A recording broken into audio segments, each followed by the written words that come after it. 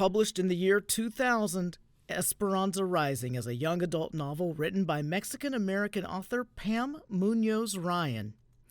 The novel is loosely inspired by Muñoz Ryan's experience growing up in California's San Joaquin Valley.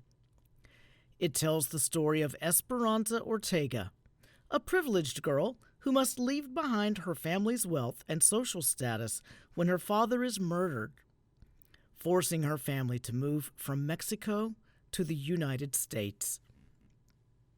Set in the 1930s, the novel opens on El Rancho de las Rosas, a ranch in Aguascalientes, Mexico, where 12-year-old Esperanza lives a charmed life with her papa, mama, abuelita, and several servants.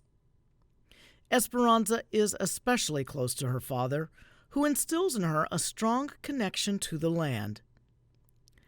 The day before Esperanza's 13th birthday, she pricks her finger on a thorn, a sign of bad luck. That night, Esperanza and her family learn that Papa has been killed by bandits. Papa's stepbrothers, Tío Luis and Tío Marco, are both powerful men in Aguascalientes. Together, they try to manipulate the situation after Papa's death in order to seize El Rancho de las Rosas. Tío Luis offers to marry Mama, threatening her when she turns him down. Soon after, Esperanza wakes up to find their home on fire.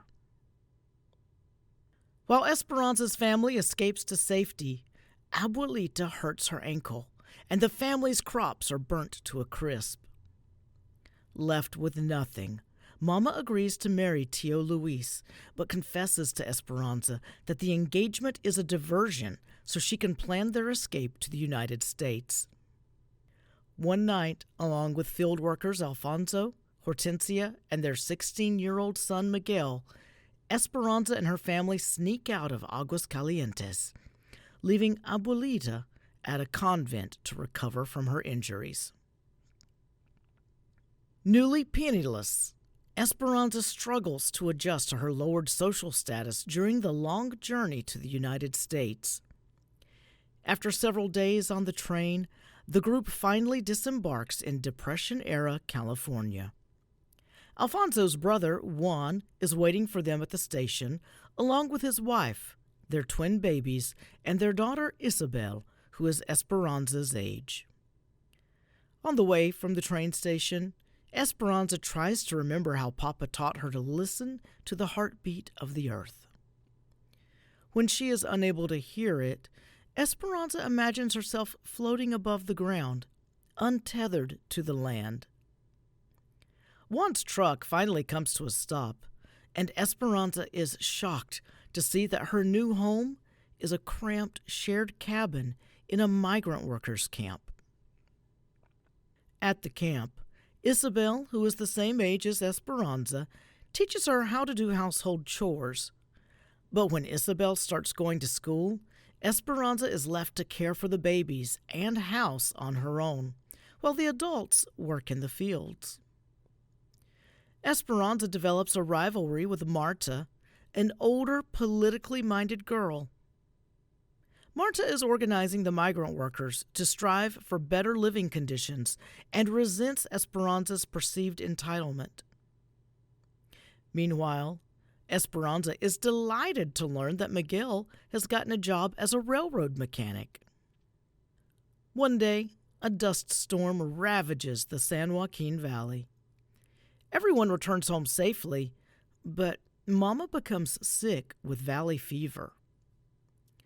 Unwell, Mama stays at home while Esperanza starts working in the fields. When Mama must be moved to the hospital, Esperanza takes on more work to pay her medical bills, but worries about the upcoming strike. The strike occurs during the asparagus harvest. Eventually, immigration officials break it up and haul several strikers away to be deported. Esperanza finds Marta hiding in a shed, but instead of turning her in to the officials, Esperanza helps Marta to escape. Gradually, while taking Mama's place as head of the house, Esperanza grows up and is able to balance her chores with looking after the other children. To Esperanza's relief, Mama returns from the hospital. But Esperanza's happiness is short-lived as Miguel loses his job as a mechanic to workers from Oklahoma who are willing to be paid less. Outraged, Esperanza picks a fight with Miguel about the social position of Mexican migrant workers in the United States. The next morning, Miguel is gone, along with the money Esperanza had been saving to bring abuelita to the United States. A few days later, Miguel returns to California with abuelita, whom he managed to sneak out under the watchful eye of Tío Luis. It turns out that Miguel took Esperanza's money for this very purpose. Looking back, Esperanza realizes that, in the year since Papa's death, her life has come full circle. Together, her family has made a new home.